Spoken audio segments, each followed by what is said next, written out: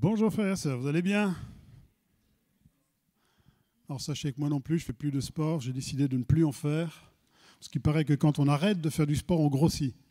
Alors je me suis dit, fais pas de sport, ça va t'éviter de grossir, donc j'en fais plus. Voilà. C'est décidé. Le titre de mon message ce matin, c'est de croire à l'impossible de Dieu. Ah, un vaste programme, à croire à l'impossible de Dieu. Mais si tout est possible à Dieu, c'est parce que nous avons un grand Dieu, vous êtes d'accord? Si nous n'avons pas un grand Dieu, nous ne pouvons pas lui demander de faire des choses qui soient impossibles. Il sera comme nous limité à certaines choses. Mais lui n'est absolument pas limité. Et je crois qu'on a besoin de retrouver cette dimension, d'avoir un Dieu chez qui tout est possible parce qu'il est illimité.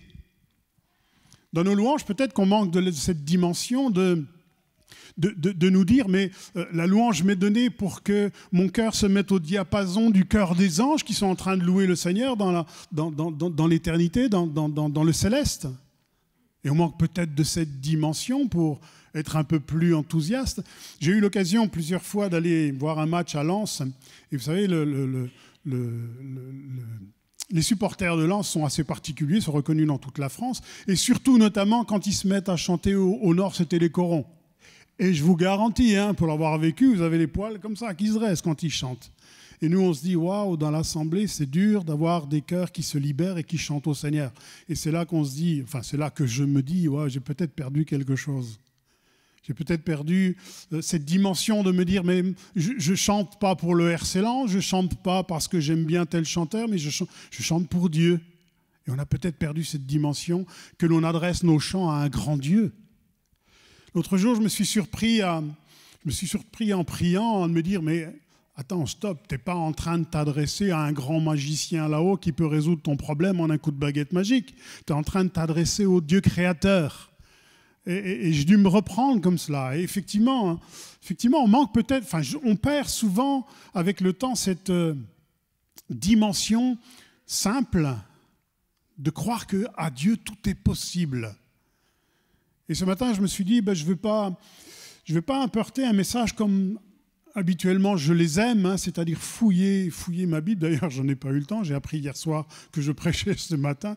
Je ne vais pas vous apporter un message où on fouille, on va chercher des trucs, des machins dans l'Ancien Testament, dans l'Hébreu, etc. Même si j'aime ça, je me suis dit, on va voir la simplicité de l'Évangile. Et j'aimerais revenir à cette simplicité de l'Évangile pour trouver et attribuer de nouveau à Dieu toute la dimension qui est en lui et qu'il mérite. C'est-à-dire la dimension d'un grand Dieu chez qui tout devient possible. Amen. Pour cela, on va se servir d'un texte que nous connaissons bien dans l'Évangile de Jean au chapitre 11 et au verset 1. C'est un fait parmi tant d'autres dans la vie de Jésus, mais qui nous montre des principes tellement évidents et que nous avons tendance à oublier et que j'ai tendance à oublier. Donc lisons ce récit, un peu long certes. Alors, Jean chapitre 11 et au verset 1, c'est lorsque Jésus va ressusciter Lazare. Il y avait un homme malade, Lazare de Béthanie, village de Marie et de Marthe, sa sœur. C'était cette Marie qui oignit de parfum le Seigneur et qui lui essuya les pieds avec ses cheveux. C'était son frère Lazare qui était malade. Les sœurs envoyèrent dire à Jésus, « Seigneur, voici, celui que tu aimes est malade. » Après avoir entendu cela, Jésus dit, « Cette maladie n'est point à la mort, mais elle est pour la gloire de Dieu, afin que le Fils de Dieu soit glorifié par elle. » Or, Jésus aimait Marthe et sa sœur et Lazare. Lorsqu'il eut appris que Lazare était malade, il resta 2 jours encore dans le lieu où il était. Et il dit ensuite aux disciples, « Retournons en Judée. » Les disciples lui dirent, « Rabbi, les Juifs tout récemment cherchaient à te lapider et tu retournes en Judée ?» Jésus répondit, « N'y a-t-il pas 12 heures au jour? Si quelqu'un marche pendant le jour, il ne bronche point parce qu'il voit la lumière de ce monde. Mais si quelqu'un marche pendant la nuit, il bronche parce que la lumière n'est pas en lui. » Après ces paroles, il leur dit, « Lazare, notre ami, dort, je vais le réveiller. » Les disciples lui dirent, « Seigneur, s'il dort, il sera guéri. » Jésus avait parlé de sa mort, mais ils crurent qu'il parlait de l'assoupissement du sommeil. Alors Jésus leur dit ouvertement, « Lazare est mort. Et à cause de vous, afin que vous croyiez, je me réjouis de ce que je n'étais pas là. Mais allons vers lui. » Sur quoi Thomas, appelé Didyme, dit aux autres disciples, « Allons aussi mourir avec lui. » Jésus, étant arrivé, trouva que Lazare était déjà depuis 4 jours dans le sépulcre. Et comme Béthanie était près de Jérusalem, à 15 stades environ, beaucoup de Juifs étaient venus vers Marthe et Marie pour les consoler de la mort de leur frère. Lorsque Marthe apprit que Jésus arrivait, elle alla au-devant de lui, tandis que Marie se tenait assise à la maison. Marthe dit à Jésus, « Seigneur, si tu avais été ici, mon frère ne serait pas mort. Mais maintenant même, je sais que tout ce que tu demanderas à Dieu, Dieu te l'accordera. » Jésus lui dit, « Ton frère ressuscitera. » « Je sais, lui répondit Marthe, qu'il ressuscitera à la résurrection au dernier jour. » Jésus lui dit, « Je suis la résurrection et la vie. Celui qui croit en moi vivra même s'il meurt. Et quiconque vit et croit en moi ne mourra jamais. » Crois-tu cela ?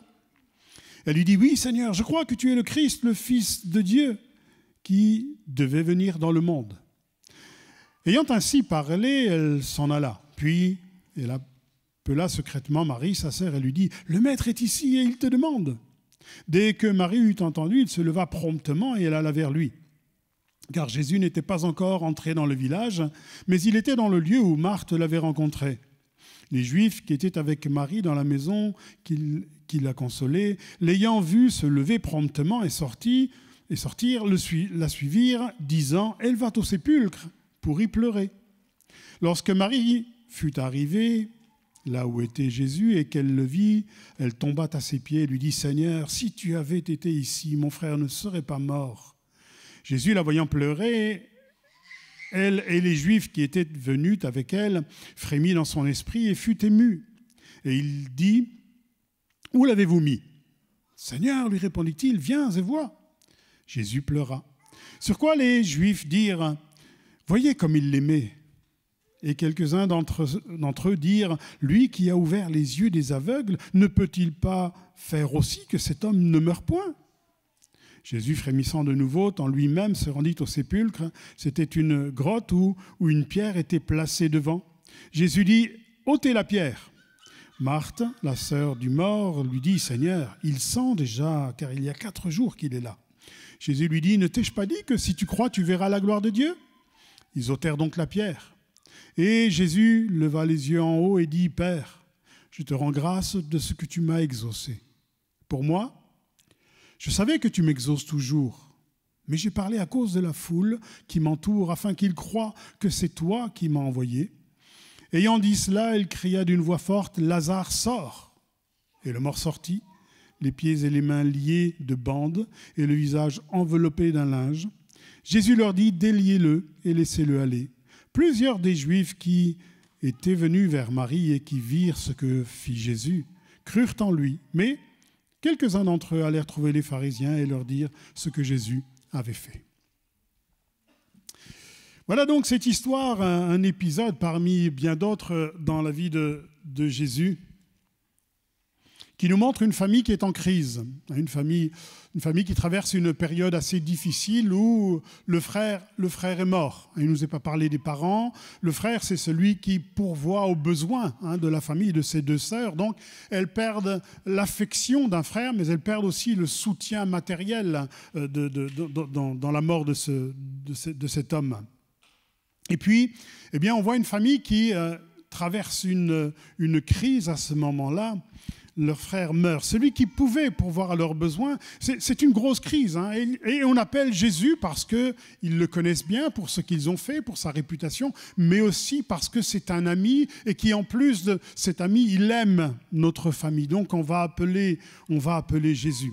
Il l'appelle au secours en disant, « Mais viens au chevet de notre frère déjà, dans un premier temps, parce qu'il est malade. » Ils espéraient que les guérisons que Jésus avait faites dans divers lieux puissent aussi se faire à l'égard de leurs frères. Et il est tout à fait normal de réagir et de penser dans ce sens-là. Et puis, ce récit nous dit que Jésus va tarder quelques jours, 2 jours, tout en sachant la situation, tout en connaissant la situation et tout en sachant que Lazare allait mourir. Le texte nous dit qu'il était tout à fait conscient que Lazare était mort. Et avant même qu'on le prévienne qu'il soit mort, il va dire lui-même aux disciples, Lazare, il est mort. Mais comment tu peux le savoir? On n'y est pas allé, personne n'est venu nous le dire. On nous a simplement prévenu qu'il était malade. Jésus dit, Lazare est mort. Vous est-il déjà arrivé de prier et d'avoir le sentiment que Dieu ne répond pas? Certainement, ne me laissez pas croire que je suis le seul. Je pense qu'on a tous vécu cela, que finalement vous semblez oublier de Dieu, que cette foi que vous travaillez depuis longtemps, finalement, on s'aperçoit même, alors si Dieu ne me répond pas, c'est que vraiment j'ai encore une petite foi et que même, finalement, cette foi ne sert pas en grand-chose. Mais pire que cela, que vous est-il arrivé de croire que le beau rêve que vous aviez au-dedans de vous, parce que Christ est venu vous apporter l'espérance, celle que vous désiriez, et puis tout s'écroule à ce moment-là, puisque Dieu ne vous est pas favorable, Dieu ne vous écoute pas, la foi que vous avez, elle est petite. Encore une fois, je pense ne pas être le seul à avoir vécu ce genre d'expérience. C'est un petit peu cette crise dans laquelle passent ces deux sœurs. On a vu Jésus guérir tellement de malades, tellement de gens, faire du bien à des gens qui, des fois, ils ne le méritaient pas du tout. Je le connais, lui, l'aveugle, là, il ne le méritait pas du tout. Et pourtant, Jésus l'a fait. Mais voilà que ce qu'ils espèrent, en fait, de la part du Seigneur ne se passe pas. En tout cas, ça ne se passe pas comme ils le veulent. Pas comme ils le désirent. Et ils rentrent dans une crise comme cela. Ce n'est pas pour autant qu'ils vont renier Jésus, mais ça ne se passe pas, Seigneur, comme on le voulait. Ça ne se passe pas comme on le désirait. Je dirais que Jésus est le spécialiste des affaires classées. Je crois qu'il y a une série télé qui s'appelle les Cold Cases, les affaires classées. Jésus est le spécialiste de cela, en fait. Je ne dis pas cela pour faire un effet d'annonce, mais je voudrais simplement ce matin nous inviter à encore croire et encore rêver. Puisqu'il est le spécialiste des affaires classées, ça veut dire que les choses qui se sont passées, ou peut-être pas passées comme je l'entendais et comme je le voulais, ne sont pas à mettre au placard en se disant « j'espère vivre des choses un peu mieux et un peu plus agréables plus tard ». Mais non, on sait qu'avec l'expérience de la vie, les choses reviennent. Elles reviennent souvent quand on a suivi un échec. Il y a un autre échec qui vient se greffer à cela. Et on se dit, mais quand est-ce que je vais en sortir de cela? Et ce matin, j'aimerais revenir à cette simplicité de foi, de me dire, mais ose croire encore de nouveau. Ose rêver encore de nouveau parce que tu as affaire à un Dieu qui est le Dieu de l'impossible. Et non pas celui qui fait des constats et se dit, écoute, on essaiera de faire mieux la prochaine fois. Nous avons tous des rêves dans notre vie, des désirs dans notre vie. Nous avons prié et ce n'est pas venu comme nous l'aurions voulu. Mais nous avons un Dieu qui plante des rêves à l'intérieur de nous, dans notre cœur. Et le désir et le plaisir même de Dieu, c'est que ces rêves à l'intérieur de nous, qu'il puisse les amener à la réalisation. C'est ça son but. Il n'y a pas de plus grand désir dans le cœur de Dieu que de planter quelque chose dans le cœur de quelqu'un et de tout faire pour que cette chose arrive à ce qu'il avait prévu. Ça veut dire que la personne va rentrer dans le plan de Dieu et c'est là toute la difficulté pour chacun d'entre nous. Mais Dieu prend plaisir à planter des choses en nous et à l'amener jusque là où il avait décidé que ça aille. Pour ce faire, il y a des choses à surmonter. Des choses intérieurement à faire, des choses concrètes. Et c'est peut-être les deux volets de ce message ce matin. Le premier, c'est celui de garder l'espérance. Vous savez, quand on vit une déception ou un échec ou que les choses ne se sont pas passées comme je voulais, comme je pensais, comme je désirais, ça aurait tendance à casser quelque chose au-dedans de nous qui s'appelle l'espérance. Moi, je pensais que ça allait se passer comme ça. J'espérais que ça se passe comme cela. Il y a tant de cas dans la Bible où il nous est montré que ça allait se passer comme ça et puis pour moi, ça ne se passe pas comme cela. Alors, ça brise quelque chose à l'intérieur de nous qui s'appelle l'espérance.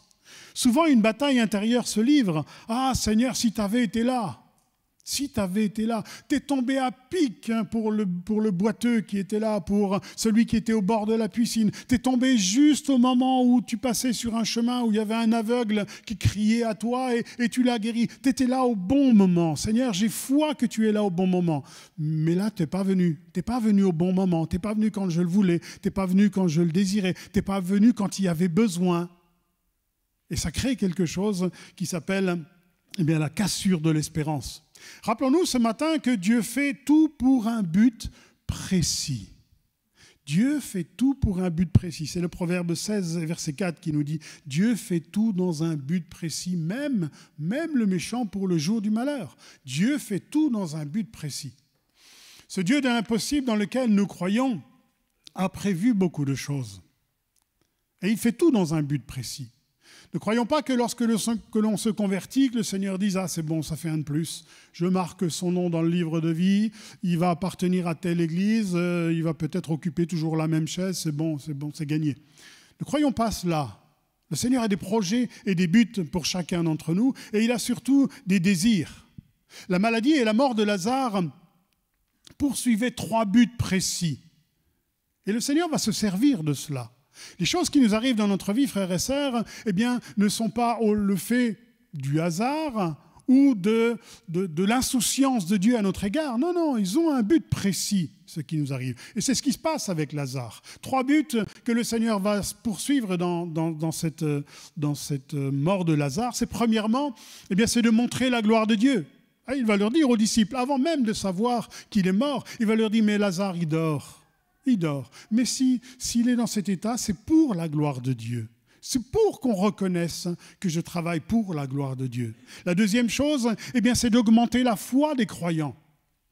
Et effectivement, lorsque les 2 sœurs ont vu leur frère ressusciter, ça a dû les booster quelque chose de comme il faut, hein.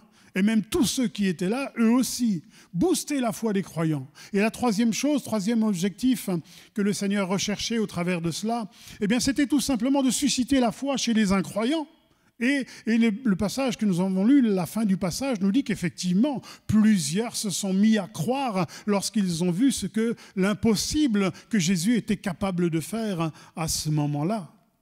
Lazare, beaucoup d'hommes et de femmes ont commencé à croire suite à sa résurrection.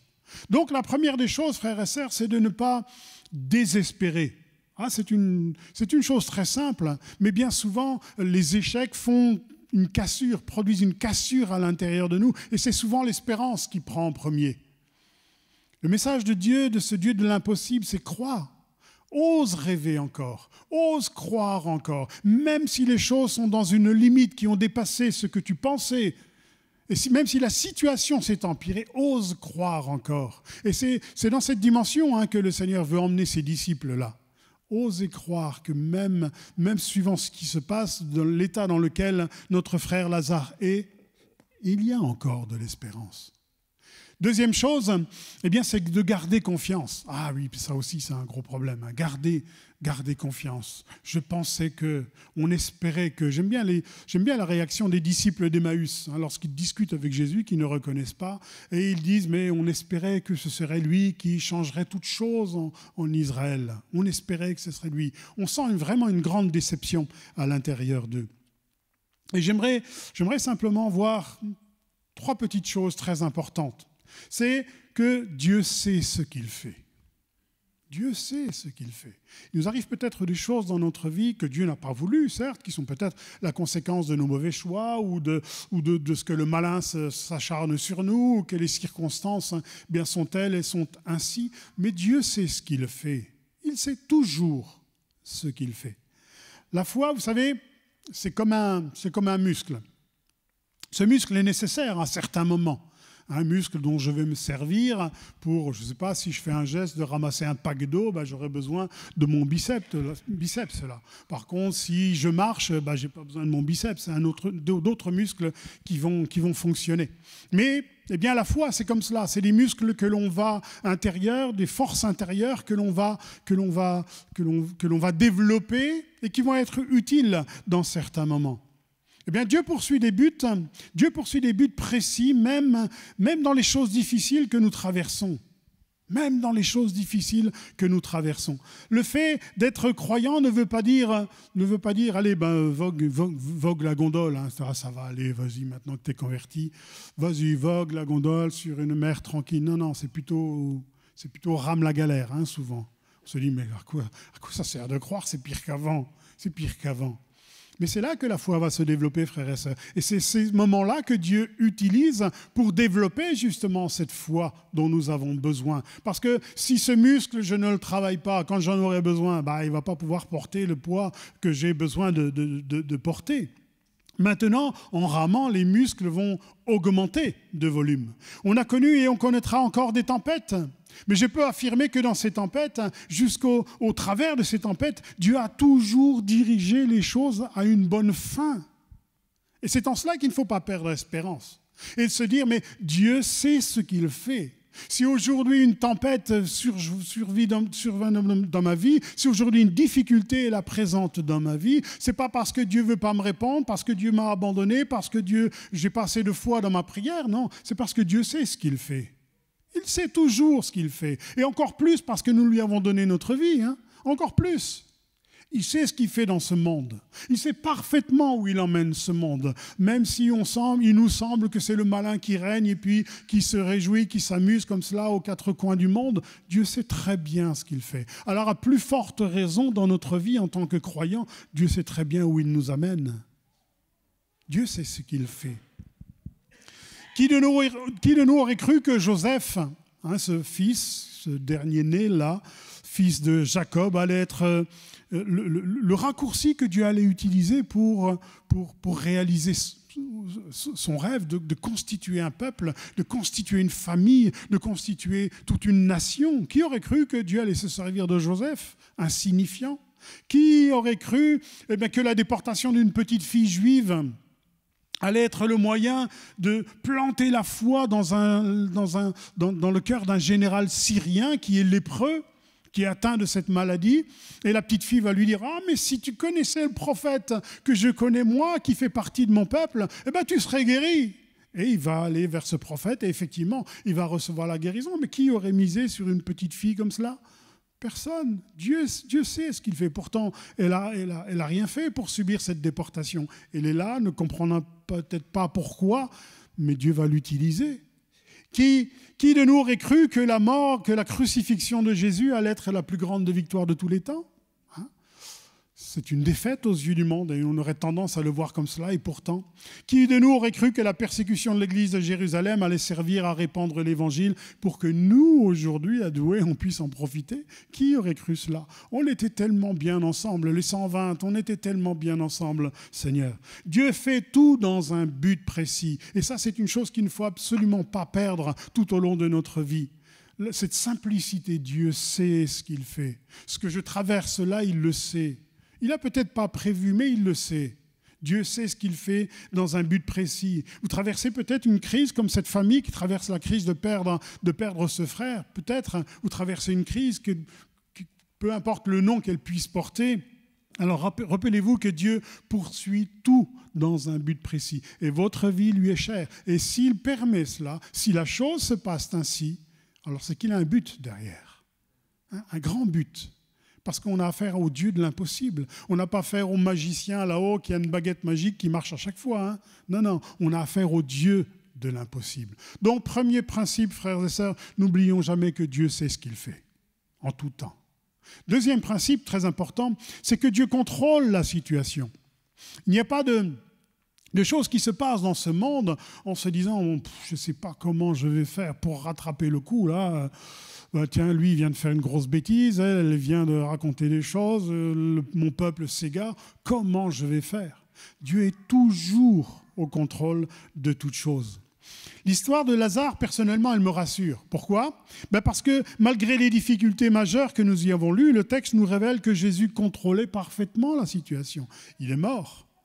Lui seul le sait, les disciples ne le savent pas encore. Il sait très bien ce qui est en train de se passer. Il sait que la maladie qui a atteint Lazare va le mener à la mort. Il le sait très bien. Et pourtant, il ne s'affole pas en disant « voilà, là, il faut y aller. Là, c'est vraiment le moment d'y aller. » Il contrôle la situation.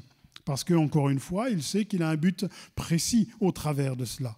Jean 11, verset 11 nous dit « Après ces paroles, il leur dit « Lazare, notre ami dort et je vais le réveiller. » Il y a un but précis et il y a un contrôle d'une situation. C'était clair, pour Jésus, Lazare était mort. Mais je vais le ressusciter. J'ai une solution dans cette situation. Je sais ce que je peux faire dans cette situation. Jésus savait ce qu'il allait faire. Vous avez déjà lu ce verset ? C'est quand il ordonne aux disciples de donner à manger dans le désert aux 5000 personnes. Il leur dit, donnez-leur vous-même à manger. Mais un petit verset nous dit, Jésus savait ce qu'il allait faire. Il est au contrôle de tout, frères et sœurs. Il peut se passer une crise dans ma vie, il contrôle tout. Tout. Des fois, ça va dépendre aussi de ma réaction, mais il est au contrôle de tout. Je l'ai laissé mourir volontairement afin de le ressusciter. C'est ce qu'il dit en fait à ses disciples. Je sais, il est mort. Pourquoi Seigneur, t'es pas allé avant? Je sais, il est mort. Mais je sais que je vais le ressusciter. Pour que notre foi augmente, pour que les hommes qui ne croient pas en moi puissent être interpellés, je vais le ressusciter. Et j'agis comme cela parce que je sais que c'est bon d'agir comme cela. Dieu est au contrôle de absolument tout. Autrement dit, rappelons-nous que lorsque nous traversons une tempête, si nous avons donné notre cœur à Dieu, il contrôle la situation. Il n'est pas en train de nous regarder, nous dépatouiller comme quelqu'un qui ne sait pas nager dans une piscine et de se dire comment il va se débrouiller celui-là, je vais voir s'il a la foi. Il contrôle toute la situation. Dieu tient notre vie au creux de sa main, il ne nous lâchera jamais une seconde. Ça fait partie de ses promesses.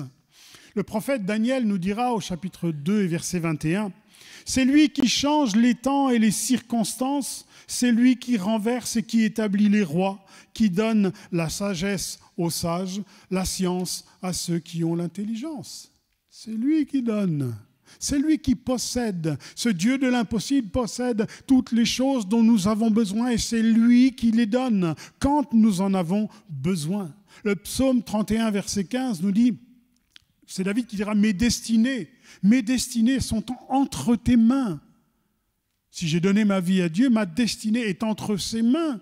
Alors il va pas dire, écoute, débrouille-toi comme tu peux, je te reprendrai à la fin, lorsque tu vas mourir, tu seras dans ma présence, mais sur terre, essaie de te débrouiller comme tu peux, du mieux que tu peux, je te donne des trucs, mais tu fais comme tu peux. Non, il contrôle la situation, il sait parfaitement où nous en sommes, il sait parfaitement ce qui arrive dans notre vie, il sait parfaitement ce qu'il va faire également.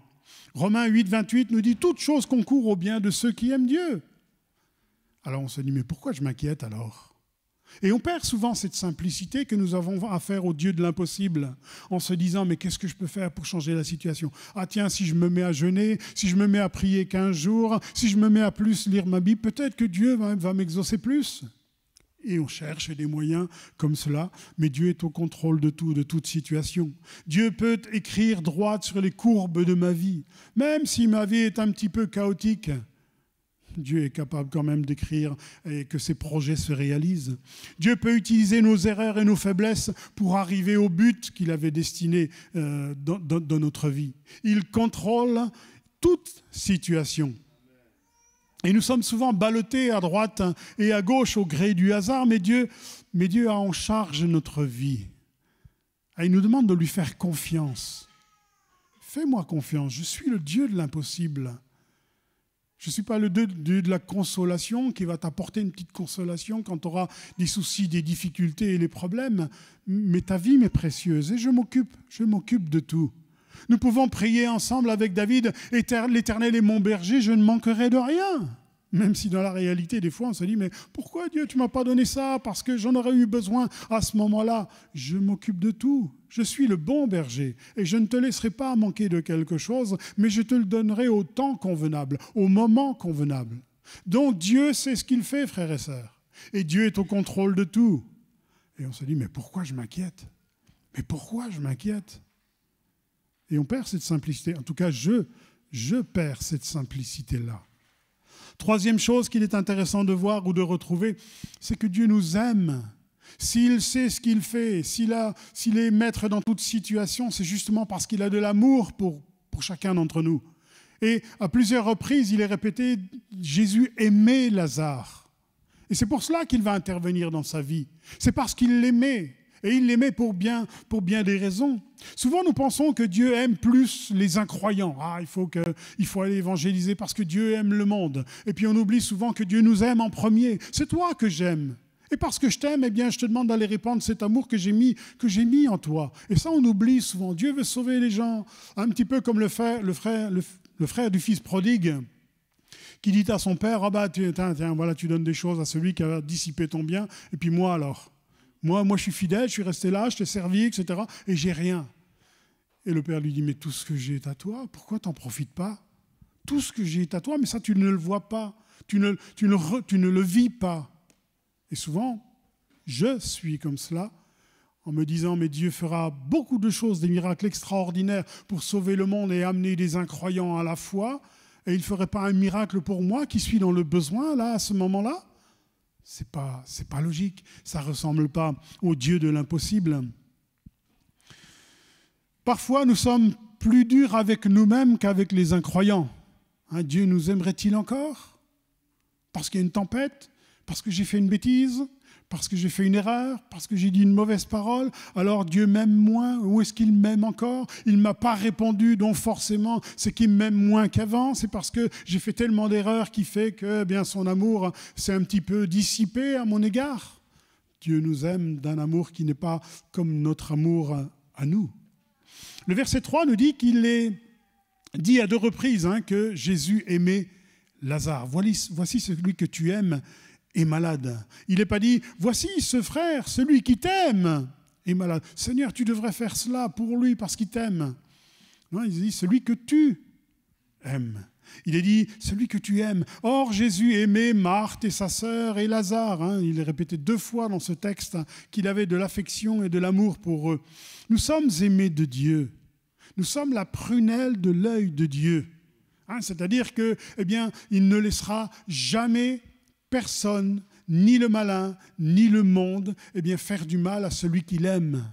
Même s'il accepte des fois des situations comme celle de Lazare qui est mort. Si tu avais été là avant, mais ne t'inquiète pas, je gère la situation. Je sais ce qu'il faut faire et je sais ce que je dois faire.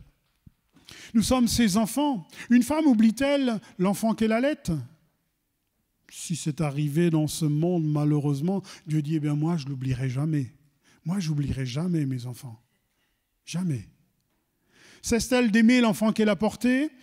À supposer qu'elle l'oublie, Dieu n'oubliera jamais. Jésus a dit, Marthe, je suis la résurrection et la vie.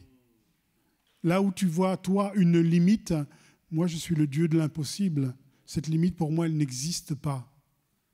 Et même si nous voyons dans nos difficultés, dans nos tempêtes, dans nos problèmes, dans nos erreurs, dans nos manquements et dans nos péchés, même si nous y voyons des limites, effectivement, il y a des limites. Dieu dit, moi, je suis le Dieu de hors limite. Hors limite. Et Dieu, vous savez, le but de Dieu, c'est de nous amener hors des limites de ce monde. Déjà lorsqu'il a sorti son peuple d'Égypte, il voulait le sortir d'une mentalité qui était et qui infligeait des limites. D'ailleurs, je me sens qu'on en a déjà parlé, l'Égypte, on ne le trouve pas dans la Torah. C'est Mitzraïm. Mitzraïm qui veut dire limite, justement, en hébreu.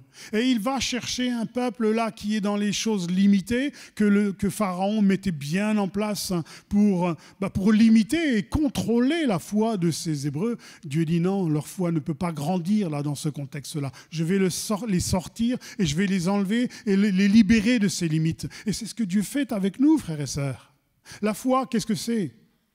C'est simplement ce dont nous avons besoin pour nous amener dans une dimension que ce monde ne connaît pas. La dimension de l'impossible, du Dieu de l'impossible. C'est cela dont nous avons besoin. Et c'est là que Dieu veut nous amener bien souvent. Il n'a pas fait de nous un de plus, tiens, sur mon cahier du livre de vie, j'en ai un de plus, je suis content. Non, c'est pas cela. C'est de nous amener dans une dimension qui n'est pas la dimension de ce monde. Et d'ailleurs, nous irons dans le ciel, une autre dimension. Je suis la résurrection et la vie. Il n'a pas dit, j'ai la puissance pour ressusciter ton frère. Non, je suis la vie. Il n'a pas dit, j'ai du pain à vous donner. Non, il dit, je suis le pain de vie. Je suis. Il n'a pas dit, j'ai un chemin à vous montrer. Non, il dit, je suis le chemin, la résurrection, la vie. Je suis la porte des brebis. Je suis le cep.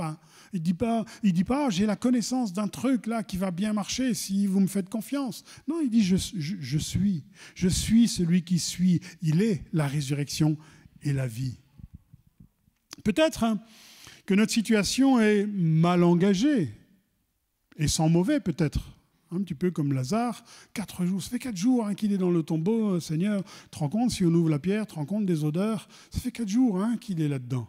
Peut-être que nous sommes dans une situation qui, depuis un certain temps, sent mauvais. Et puis, bon, j'ai perdu la foi, j'ai perdu l'espérance, j'ai perdu la confiance que Dieu allait agir dans ce problème. Je reste malgré tout dans la foi que Dieu agira dans d'autres, mais dans celui-ci, j'y crois plus beaucoup. Peut-être que les choses se présentent mal ou sentent mauvais, comme Lazare mort depuis 4 jours. Jésus est le spécialiste des affaires classées. Souvenons-nous de cela. Souvenons-nous de cela. Il est capable de ramener à la vie, de changer le mal en bien et de ressusciter les choses, de redonner la vie à ce qui est mort. Redonner la vie. Et quand les choses sont ressuscitées, elles sont des fois meilleures que quand elles étaient en vie. Pourquoi ? Mais parce que des fois, il faut des fois que des choses meurent à l'intérieur de moi pour reprendre vie et que ces choses soient meilleures qu'avant, parce qu'elles ont une autre base que celle qu'elles avaient avant, qui est souvent terrestre ou charnelle. Il y a besoin des fois que des choses meurent à l'intérieur de moi. Et c'est pour ça que le Seigneur attend des circonstances comme celle de Lazare. Il est mort. Oui, mais c'est bien qu'il soit mort. C'est bien qu'il soit dans cette situation extrême. Parce que je vais lui redonner la vie, je suis la résurrection et la vie, et les choses seront meilleures après. Et au-dedans de nous, frères et sœurs, quand on aimerait voir le Seigneur agir dans tel moment, dans telle difficulté, au moment où on l'a prié, au moment où on croit qu'il va intervenir, le Seigneur il dit non, j'attends que la situation soit morte. Pour qu'après cela, je puisse me glorifier et que tu te rendes compte de ce que je suis capable de faire. Et frères et sœurs, je pense que nous avons tous vécu des situations comme cela où ce que le Seigneur va faire dans notre vie a une meilleure base que celle qui était avant.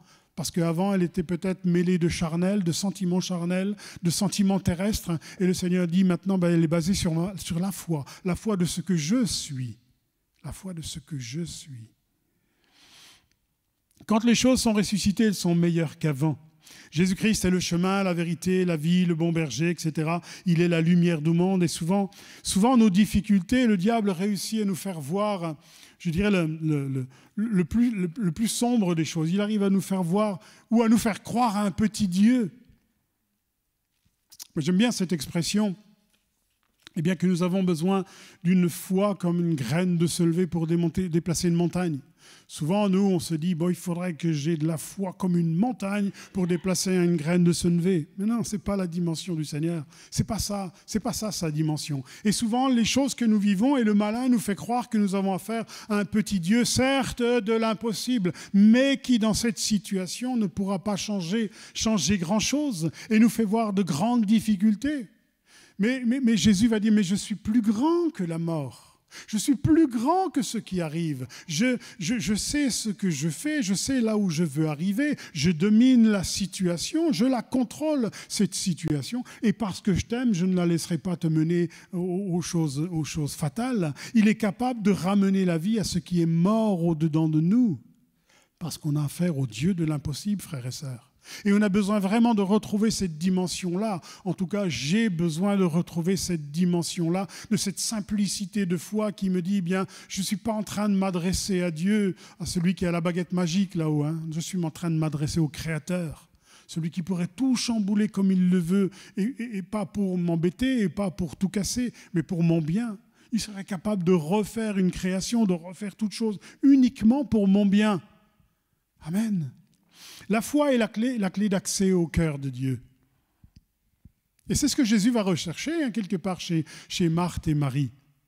Il va rechercher un sentiment de foi. Il a besoin, avant l'intervention de créer le miracle de la résurrection, il va chercher chez Marthe, premièrement, il va ensuite chercher chez Marie un sentiment de foi. Mais vous croyez que je sois capable de faire cela ? Marie, tu crois que je suis capable de faire ça ? Marthe, tu crois que je suis la résurrection et la vie ? Il va chercher cet accès, il va chercher la foi, il va chercher l'espérance. Eh bien, l'espérance qui nous dit, mais je crois que c'est possible. Je crois que c'est possible. Et c'est ce que ces deux femmes vont avouer. Quand Jésus finit de rappeler à Marthe qui il était, il lui pose cette question, mais crois-tu ? Crois-tu que ce que je viens de te dire, est-ce que tu le crois ? Que je suis la résurrection et la vie. Autrement dit, est-ce que tu crois que je suis capable de retourner cette situation ? Et Marthe, encore un peu dans l'expectative, va dire oui, oh, tu es la résurrection et la vie, que eh bien, il aura une autre vie et nous serons dans ta présence. Mais le Seigneur veut l'amener à beaucoup plus que cela. Le Seigneur veut nous amener à plus loin que là où nous en sommes aujourd'hui. J'ai peut-être une dose de foi, j'ai peut-être une quantité de foi à l'intérieur de moi, mais elle n'est rien à côté de la quantité et de la qualité dans laquelle Dieu veut nous amener, frères et sœurs. Il veut nous amener beaucoup plus loin que cela. Et s'il permet des situations dans notre vie, c'est bien dans ce but-là. Hein, c'est pas pour nous voir galérer, tiens, je vais voir s'il a la foi, comment il se débrouille lui.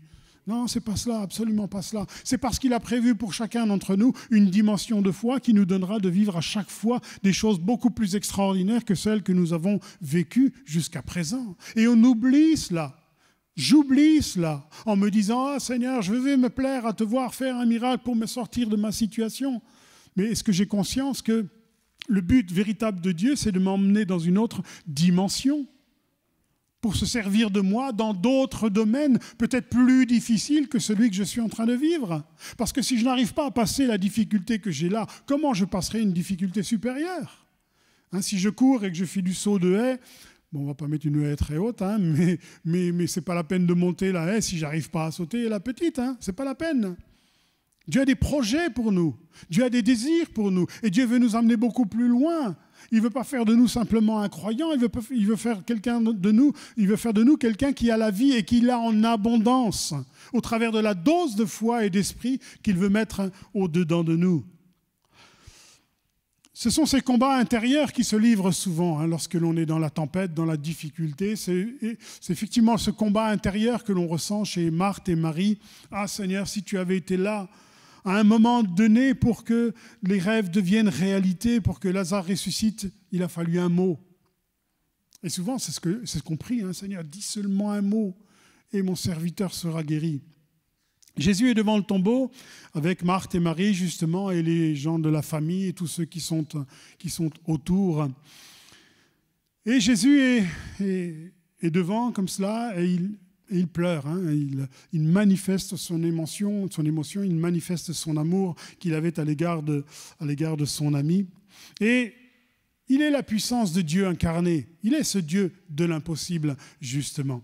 Et on s'aperçoit qu'il a suffi un mot pour que Lazare sorte et ressuscite. Et c'est ce que Jésus va dire. Il va dire premièrement, ôtez la pierre. Hein, s'il avait dit Lazare, sors. Je ne peux pas sortir, il y a une pierre. Je suis mort une fois, maintenant je vais de nouveau crever dans mon tombeau. C'est quand même pas marrant, non ? Il faut qu'il y ait une situation et il faut qu'il y ait une action de notre part pour que ce que je vais vivre avec Dieu puisse me faire sortir de l'état dans lequel j'étais. Et c'est pour ça qu'il va dire aux hommes, mais enlevez la pierre déjà. Enlevez la pierre. Il ne va pas dire, je vais ressusciter Lazare, il va crier un coup, vous allez vous apercevoir qu'il est vivant, et là vous allez enlever la pierre. Non, enlevez déjà la pierre, roulez la pierre. Si personne n'avait roulé la pierre, Lazare serait mort au fond de son tombeau une deuxième fois, mort de faim, mort de solitude, je ne sais pas. Dieu est toujours là pour nous associer à l'œuvre, frères et sœurs, parce qu'il a un projet pour notre vie, parce qu'il a des désirs pour chacun d'entre nous.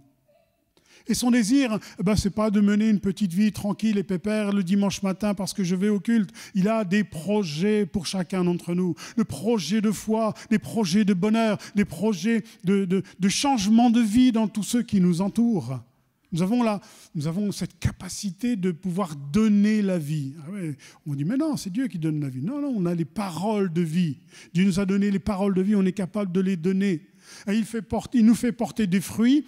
Un fruit, il a cette capacité d'être bon, mais il a aussi cette vertu d'avoir à l'intérieur de lui de quoi planter les pépins, le noyau dont est constitué ce fruit. Il a la capacité de reproduire un arbre qui, à son tour, reproduira des fruits. Eh bien, au-dedans de nous, frères et sœurs, c'est exactement la même chose.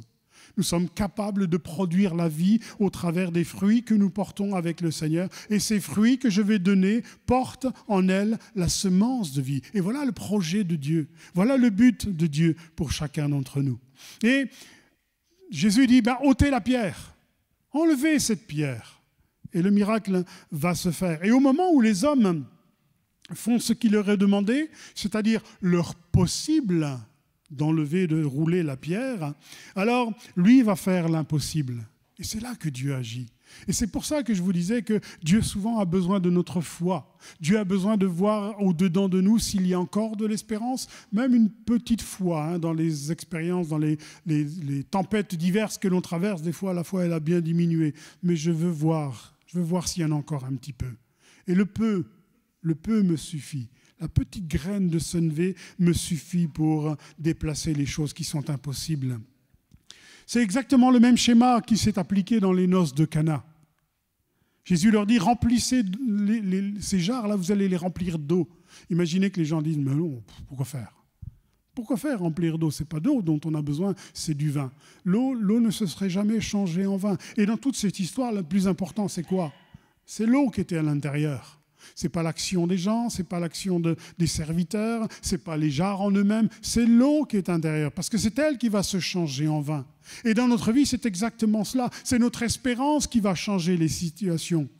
Ce n'est pas notre marche chrétienne, ce n'est pas notre présence au culte, ce n'est pas notre présence, ce n'est pas notre discipline que l'on met en place dans notre vie. C'est notre espérance, frères et sœurs, qui va faire que les choses vont pouvoir changer.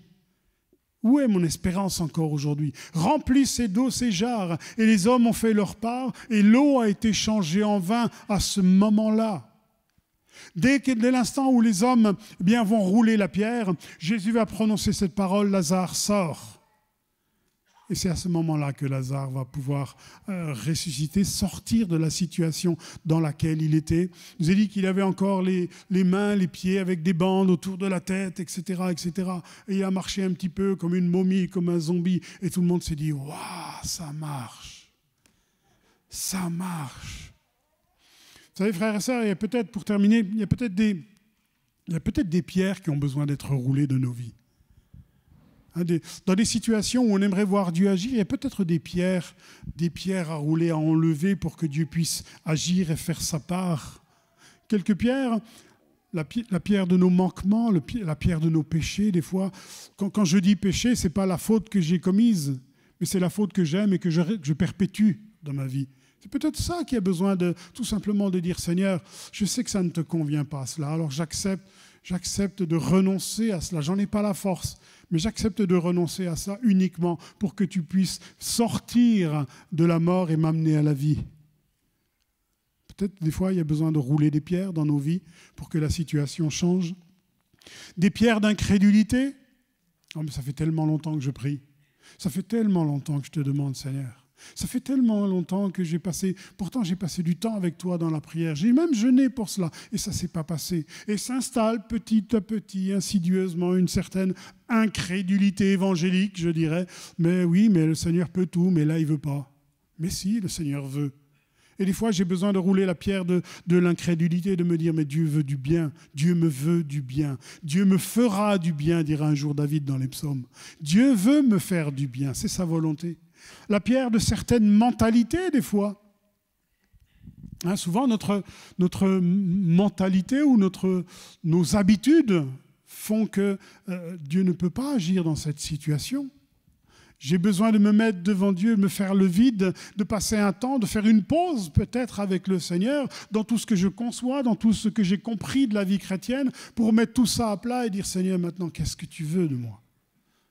Je croyais avoir tout compris, j'ai rien compris. Mais qu'est-ce que tu veux et qu'est-ce que tu attends de moi ? Et des fois, j'ai besoin que cette pierre soit roulée avant que le miracle se fasse. Et c'est ce qui se passe à ce moment-là. Des fois, plus dangereux, c'est la pierre de l'amertume. Ah oui, parce qu'avec la non-réponse, avec la non-intervention de Dieu, s'installe petit à petit un sentiment d'incompréhension, un sentiment de mauvaises choses qui est en train de... On ne va pas parler d'amertume, mais il y a quand même un petit truc, il y a peut-être quand même une petite racine. Et des fois, j'ai besoin que cette amertume soit confessée devant Dieu, de rouler cette pierre au travers de la confession pour que le miracle puisse se faire. Roulons nos pierres, frères et sœurs. Et je suis convaincu que Dieu est capable de nous montrer, s'il y a des pierres à rouler, tout d'abord, je suis le Dieu de la résurrection, je suis le Dieu de la vie. Dans cette situation, la vie, tu ne la vois pas encore. Alors peut-être que je te demande de rouler une pierre. Et je suis convaincu que le Saint-Esprit est capable de faire monter à nos cœurs, eh bien ça, j'attends de ta part cela. J'attends que tu fasses rouler cette pierre. À l'intérieur, il y a la vie. Mais cette vie que je te donne, je peux pas si la pierre n'est pas enlevée. Ça ne servira à rien, tu vas mourir de nouveau. J'ai besoin que tu roules une pierre. J'ai besoin que tu enlèves certaines situations. Faisons notre possible pour que Dieu puisse faire l'impossible. Voilà le résumé, en fait, frères et sœurs, de mon message. J'aurais pu commencer par cette phrase, on aurait économisé, on aurait pu faire de la louange entre-temps. Faisons notre possible pour que Dieu puisse faire l'impossible. Et c'est là que le Saint-Esprit agit dans nos cœurs et dans nos vies et qu'il met au-dedans de nous ce dont nous avons besoin de faire. Dieu sait ce qu'il fait. Il sait ce qu'il fait. Il contrôle toute situation parce qu'il nous aime. Voilà 3 choses très simples du message de l'Évangile, de cette situation que Jésus a vécue, de cette situation de crise que cette famille est en train de traverser. Mais quelles leçons pour chacun d'entre nous? On devient compliqué, je deviens compliqué. Je cherche toujours souvent la petite bête, le petit truc, le petit machin, alors que Dieu me dit, mais qu'est-ce que t'es compliqué? Reste simple. Dieu sait ce qu'il fait, il est maître de la situation parce qu'il nous aime. Et quand on reste dans cette simplicité-là, c'est la simplicité de la foi d'un enfant, tout simplement. Tout simplement. Un papa, il est capable de tout aux yeux d'un enfant. Il est capable de tout, il peut tout faire, mon papa. Notre papa, nous, il est capable de tout faire. Il faut simplement qu'on reste dans cette simplicité. Il est capable de tout faire. Et ce message, aussi simple paraît-il, il est compliqué dans nos vies. Parce qu'on a l'art de compliquer les choses. On a l'art de compliquer, de rendre plus spirituel. Des fois, on disait en conseil, on veut être plus spirituel que Dieu. On veut être plus biblique que Dieu. Des fois, on a l'art de compliquer les choses. Alors ce matin, frères et sœurs, revenons à cette simplicité du message de l'Évangile. On a affaire au Dieu de l'impossible. Et souvent, c'est moi qui le rends. C'est moi qui lui impose une impossibilité par ma façon de faire, par ma façon de voir, par mon manque de position, manque d'incrédule, les pierres que je ne veux pas enlever dans ma vie. Et c'est moi qui fais que Dieu dit, mais je ne peux pas rendre la vie à Lazare tant que la pierre n'est pas roulée. Frères et sœurs, nous savons très bien ce que nous avons à faire dans notre vie et le Saint-Esprit est là pour nous le rappeler bien souvent. Mais souvenons-nous que nous avons affaire au Dieu de l'impossible. Lorsque nous louons le Seigneur, on loue le Seigneur pour qui rien n'est impossible. Amen. On prie le Seigneur qui n'a pas la bonne baguette magique qu'on aimerait bien avoir à sa place, mais on prie celui qui est capable de changer toutes les situations incompréhensibles même à notre intelligence, à notre avantage. Alors restons dans la simplicité de la foi d'un enfant, frères et sœurs, et sachons accepter ce que le Seigneur avait prévu pour chacun d'entre nous. Amen. Il veut nous amener à celui qui a la vie et la vie en abondance. Et bien souvent, nous le perdons de vue, frères et sœurs. Restons simples, parce que Dieu est simple. Vous savez, lorsqu'on regarde la façon d'agir de Dieu, c'est toujours très simple. On se dit, ouais, j'avais pas pensé à ça, moi. J'avais pas pensé. J'aime bien cette histoire. Un jour, David est en train de gravir une montagne, je ne me souviens plus dans quel passage, ça doit être 2 Samuel. Il est en train de gravir une montagne et il s'est dit, mais comment je vais faire dans cette situation? Il y a l'homme très intelligent qui consulte Dieu, sa parole est comme celle de Dieu, qui est du côté de la partie inverse, et puis, mais comment je vais faire pour atteindre cela? Et il est en train de monter la montagne, et puis il ne sait pas que de l'autre côté, l'autre pan de la montagne, il y a un homme qui est en train de monter. Et puis lorsqu'ils vont arriver au-dessus, Dieu va lui dire, c'est lui la solution. Mais pendant qu'il était en train de monter, David ne voyait pas la solution. C'est quand il est arrivé en haut, c'est lui la solution. Dieu va lui dire, c'est lui que je vais utiliser pour rendre à néant les conseils d'Achitophel. C'est lui qui va être utilisé pour cela. Et bien souvent, frères et sœurs, on est comme ça, on cherche des complications, des difficultés, alors que Dieu nous demande d'avoir une foi simple, celle d'un enfant. Parce que Dieu est le Dieu de l'impossible. Tout est possible à celui qui croit. Amen. Gardons ça sur nos cœurs, frères et sœurs, et vivons avec cela dans nos vies, et nous verrons que beaucoup de choses peuvent changer. Amen. Merci, Père éternel. Merci, notre Dieu. Merci de garder nos cœurs et notre esprit dans cette humilité, dans cette simplicité de la foi. Seigneur, merci parce que tu es Père. Et à notre Papa, tout est possible. Aide-nous à te regarder grand. Parce qu'un papa, aux yeux de son enfant, il est grand. Il est plus grand que moi. Un jour, je serai comme mon papa. Je serai comme lui, je serai capable de tout faire. Eh bien, c'est exactement ce que le Seigneur nous dit. Un jour, tout deviendra possible. Merci, Père, de nous garder dans cette humilité, dans cette simplicité de foi. Merci de nous apprendre la vraie vie avec toi. Merci, Seigneur, de garder nos cœurs, de ne pas nous tromper nous-mêmes par nos propres raisonnements. Et nous sommes très forts pour cela. Mais, Seigneur, d'être simple, d'avoir la foi d'une colombe, la simplicité de la colombe, la douceur de la colombe. Alors que nous recherchons souvent les difficultés du serpent. Et nous voulons raisonner avec le serpent. Seigneur, apprends-nous à nous élever avec la colombe qui va devant toi et qui nous apporte ton Saint-Esprit. Seigneur, merci encore de nous apprendre la vie avec toi et de rester simple dans notre relation avec toi. Seigneur, sois béni pour toutes ces choses, pour tous les projets que tu as dans nos vies. Merci parce que tu sais ce que tu fais. Et ce matin, si tu traverses une difficulté, dis-toi une chose, Dieu sait ce qu'il fait. Et il est maître de la situation que tu traverses. Quelle sera l'issue? Je ne sais pas, mais le projet de Dieu, il est forcément bon pour toi. Il est forcément bon pour nous. Pourquoi? Parce qu'il nous aime. Merci pour ta parole éternelle. Amen.